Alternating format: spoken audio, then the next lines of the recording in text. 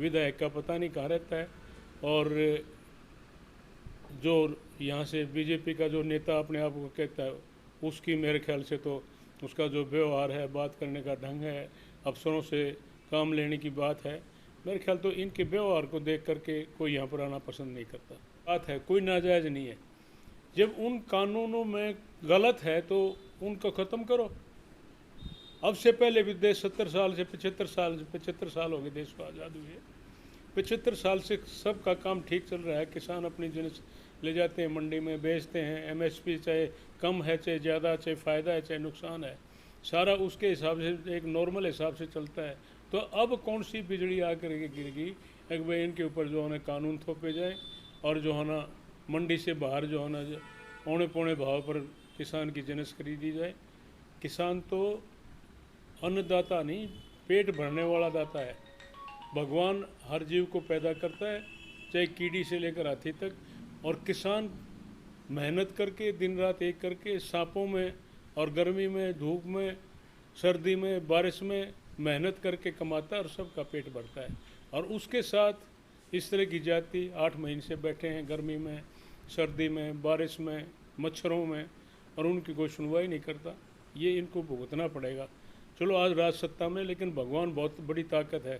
आज तक जो जिसको परेशान दुखी करता है, जिसको हर तरह से मतलब वो करने की कोशिश करता है, भगवान उसका नतीजा देता है। भारत प्रजातंत्र देश है।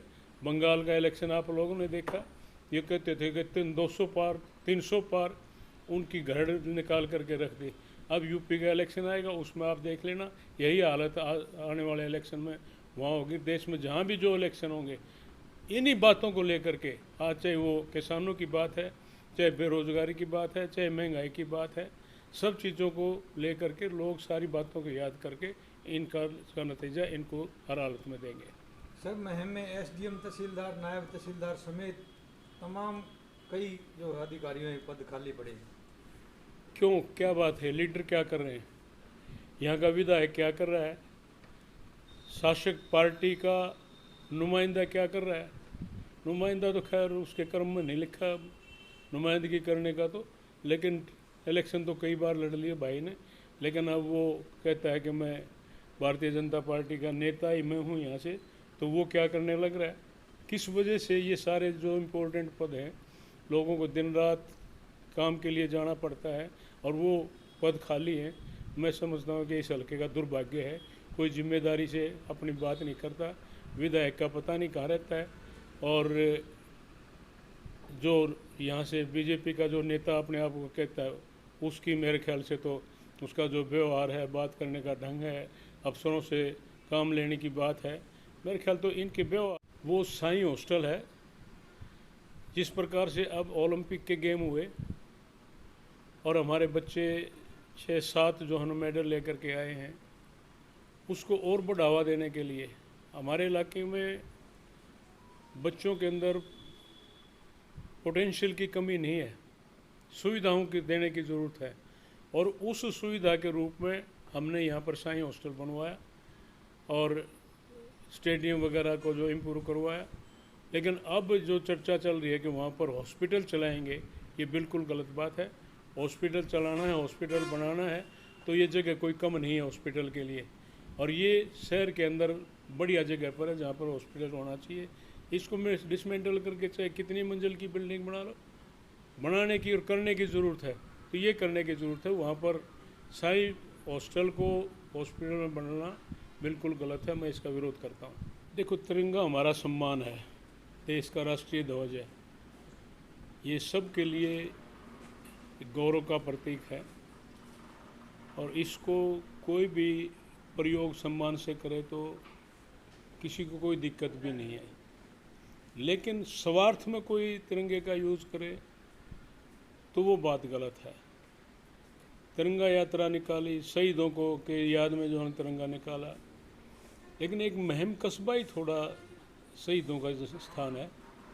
मैं तो कोई शायद पुराने ज़माने के शहीद तो हुए हैं, लेकिन अब जो चाहे कारगिल का युद्ध है, चाहे ये जो इंटरनल देश के अंदर जो हमारे भाई साथी जो शहीद होते हैं उनकी बात है, वो तो लगभग सारे देहात के हैं। अगर इनको यात्रा निकालनी थी तो पूरे देहात के अंदर निकालते, जिन गाँव में शहीद हुए हैं उनके घरों पर जाते, उनको नमन करके आते। यहाँ खाली घूम करके चले जाना ये कोई बात नहीं है। और मैं ये कहना चाहता हूँ कि अगर तिरंगा हाथ में लेकर चलते हैं तो पहले तिरंगा को अपने घर पर लगाए, अपने दफ्तरों पर लगाए। जब तिरंगा का सम्मान है तब शहीदों की वो सम्मान देने की बात है। क्या मानते हैं सर, गाँव में क्यों नहीं जा पाए ये लोग? गांव में जाने की हिम्मत ही नहीं है, क्योंकि जिस प्रकार के कर्म इस सरकार ने किए हैं, मेनली किसानों की बात है, बच्चों को रोजगार की बात है। आज महंगाई कमर तोड़ने लग रही है, चारों तरफ हर तरह से हाहाकार मचा हुआ है। तो उस मामले में इनकी हिम्मत नहीं है कि गांव में जा कर के घुस जाएं। कोई भी है, चाहे चीफ मिनिस्टर है, चाहे कोई और है, कोई प्रोग्राम आप देख रहे हो कि 7-8 महीने से किसी की हिम्मत नहीं कहीं भी जा कर के कोई प्रोग्राम कर ले। कहीं शहर में ही जा कर के पुलिस के पैरे के अंदर चारों तरफ कर करके चोरी छुपे अपने प्रोग्राम करके निकल जाते हैं। क्या सरकार का यही काम होता है? सरकार तो जनता की सेवा करने की होती है और जनता सिर आँखों पर बैठाती है। अगर उनके लिए विकास की बात हो, उनके काम की बात हो, बच्चों को रोज़गार देने की बात हो, किसानों का मुद्दा उसके समाधान की बात हो, तो इनको सिर आँखों पर बैठाए। लेकिन ये सारा का सारा उल्टा करने लग रहे हैं।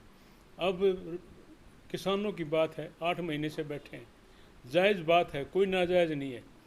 जब उन कानूनों में गलत है तो उनको ख़त्म करो। अब से पहले भी देश 70 साल से 75 साल हो गए देश को आज़ाद हुए। 75 साल से सबका काम ठीक चल रहा है। किसान